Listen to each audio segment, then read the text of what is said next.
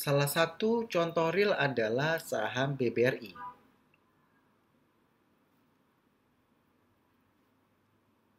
Di mana saham BBRI ini harga sahamnya ketika COVID-19 ya, kita bilangnya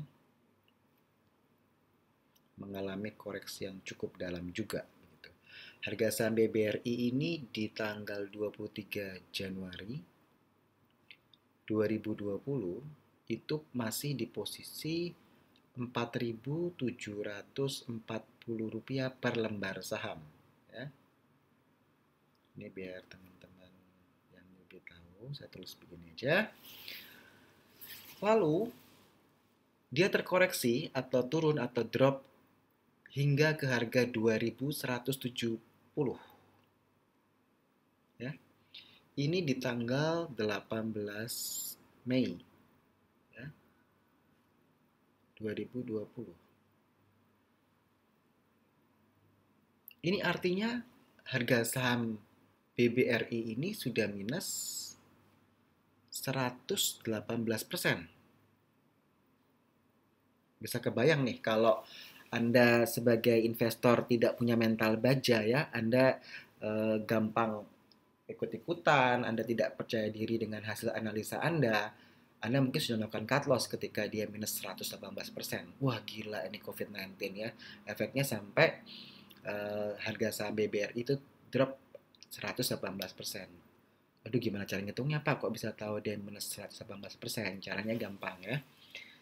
Ini kan harga sahamnya kita giniin aja 2.170 dikurangi 4.740. Nah, ini kan minusnya 2.570 ya. Oke. Nah, ini kita bagi dengan 2.170. Ya. Ini minus 1,18. Ya. Kita kalikan 100%. Nah, ini minus 118%. Itu caranya ya.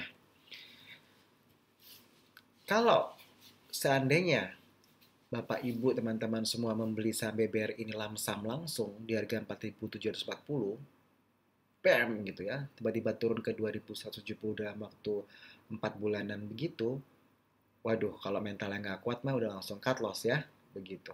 Tapi kalau kita sudah punya planning, kita sudah punya money management yang setupnya yang udah benar, seperti tadi Ibu Susi ya, dia bagi menjadi 5 step, tentu sebagai peluang tuh. Dan benar, akhirnya pada tanggal 8 Desember ya di tahun 2020 ya, harga saham BBR itu di 4.400. Tuh, ya kan? Udah naik lagi. Tapi kan kalau kita beli di harga murah, lot kita lebih banyak tuh dapatnya.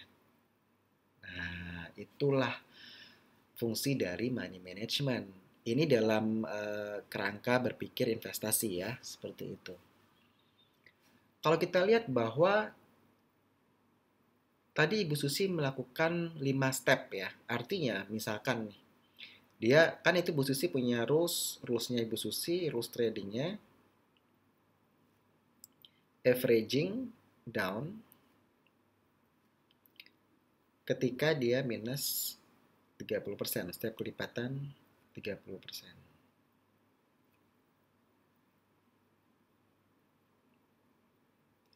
Ketika minus 30%. Nah, kalau Ibu Susi tadi dia melakukan 5 kali step, berarti kan 5 kali minus 30. Tapi kita tidak bisa bilang bahwa dia bisa 5 kali averaging down ya. Dia bisa lakukan averaging down itu sebanyak 4 kali. Setuju? Nah, 5 kali step kan step pertama dia belum minus. Betul ya? Nah, ini logika ya. Jadi kita nggak bisa bilang bahwa dia averaging down-nya 5 kali. No. Artinya dia lakukan averaging down 4 kali. Ya kan? 4 kali minus 30. Betul ya? Step pertama kan dia belum minus. Nah, berarti dia bisa melakukan averaging down sebanyak 4 kali. Begitu.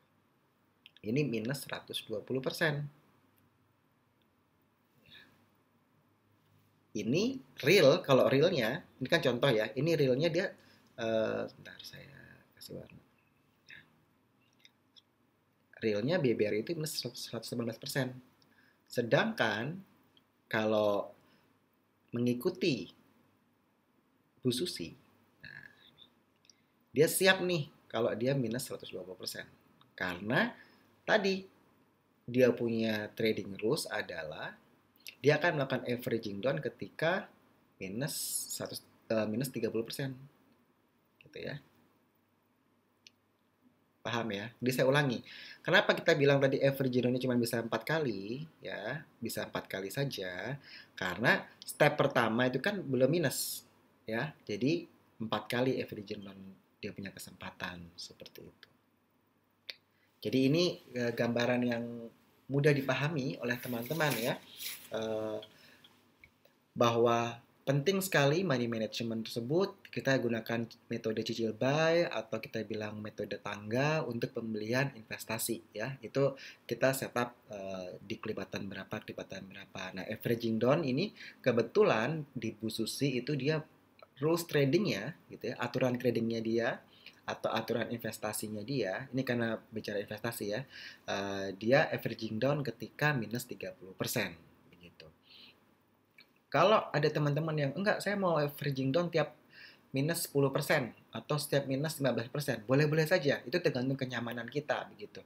Tapi kita tidak mau melakukan terlalu cepat averaging down karena nanti dana kita kehabisan tuh begitu. Jadi kita lebih memperbesar persentase dari averaging down kita, minusnya tadi. Kalau dia minus 30% baru kita averaging down. Tapi kalau teman-teman misalkan nyamannya, oh saya akan leveraging down ketika dia minus 15% deh. Boleh, silakan. Itu bebas, karena kita tidak bisa menyamaratakan setiap orang trading rules-nya harus sama, begitu.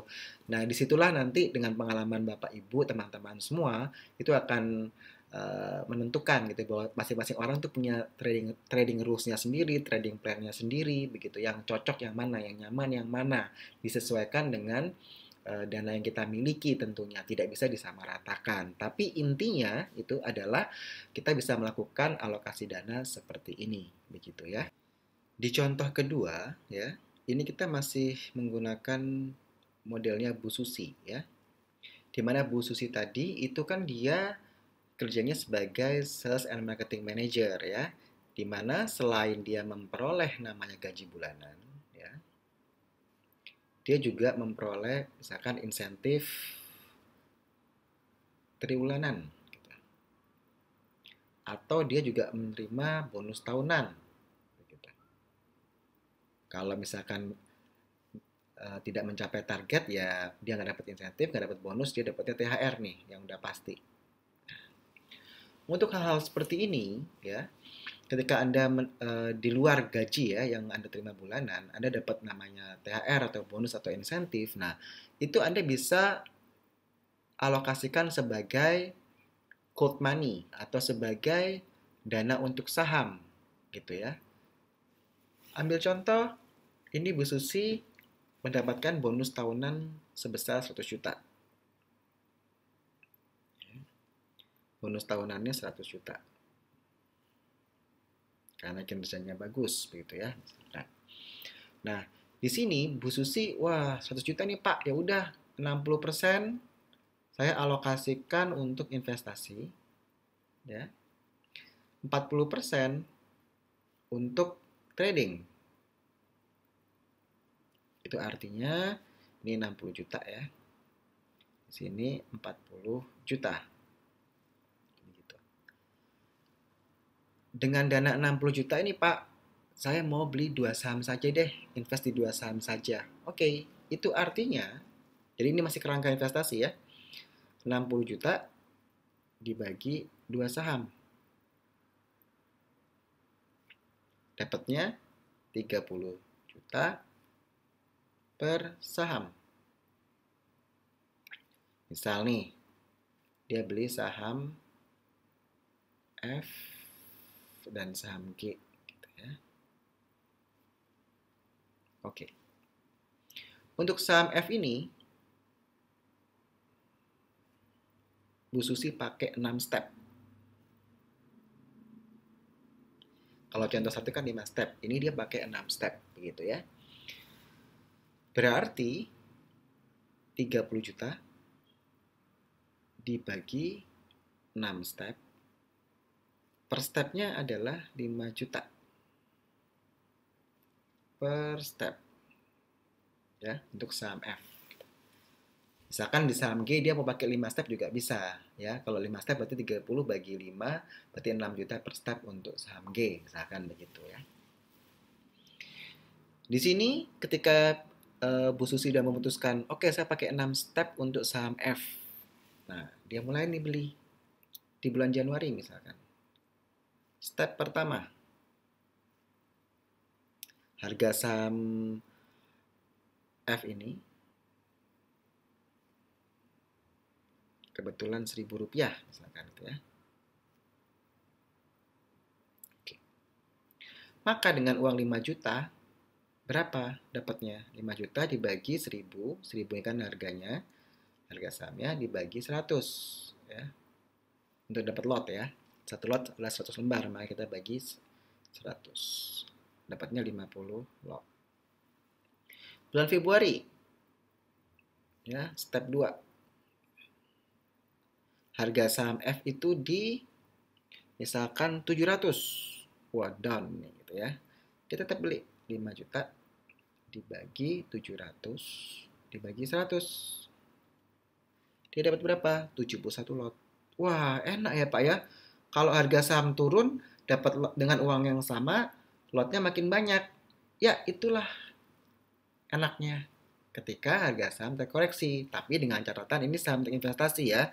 Saham-saham dengan fundamental yang bagus. Maret, step ketiga dia masuk. Harga saham F, wah naik nih Pak ke 1.300. Oke, uang 5 juta dibagi 1.300 dibagi 100. Berapa lot dapatnya? Kita lihat dia dapat 38 lot. Wah, kalau harga saham naik dengan uang 5 juta dapatnya sedikit ya. Wah, saya berharap harga sahamnya turun lagi deh Pak, biar saya bisa serok lagi begitu. Misalkan seperti itu. Itu boleh-boleh saja pemikiran orang ya. Nah, di bulan April Bu Susi rutin ya nih ya. Sudah kayak model nabung saham seperti ini ya. Nah, ini di bulan April harga sahamnya turun 400. Dia tidak panik Bu Susi karena emang dia punya step 6 step ya. Dibagi 400. Kebetulan nih Pak, baru dibilang udah mahal turun lagi. Kesempatan serok dia gitu ya. Dia dapat 125 lot. Wah, udah seneng nih. Lalu di bulan Mei, ini rutin sekali ya Bu Susi lakukan ya. Step kelima, harga saham F itu di 900 ya. Dengan uang 5 juta yang sama ya, dia bagi, ini hasilnya adalah 55 lot. Sip. Lalu step terakhir ya, ini Juni, step ke-6 ya. Harga sahamnya ke 1.100 dengan uang 5 juta dibagi 1.100, kita bagi 100 nih. Nah, hasilnya berapa? 45 lot. Kalau kita total-total dari step 1 hingga step 6 ya, ini dananya kan kumpul 30 juta. Sesuai ya, 30 juta. Lalu lotnya dapatnya berapa? Total lotnya. Total lotnya itu dapat 384 lot. Dengan dana 30 juta dapatnya 384 lot karena dia melakukan pembelian dengan cicil buy metodenya. Begitu ya. Nah, harga average per sahamnya berapa ini? Kita mau tahu dong harga average per sahamnya. Nah, kita lihat harga rata-rata per saham atau harga average ya. Average price. Itu 30 juta ya, dibagi 384 lot. Hasilnya adalah Rp781 per lembar saham. Ya.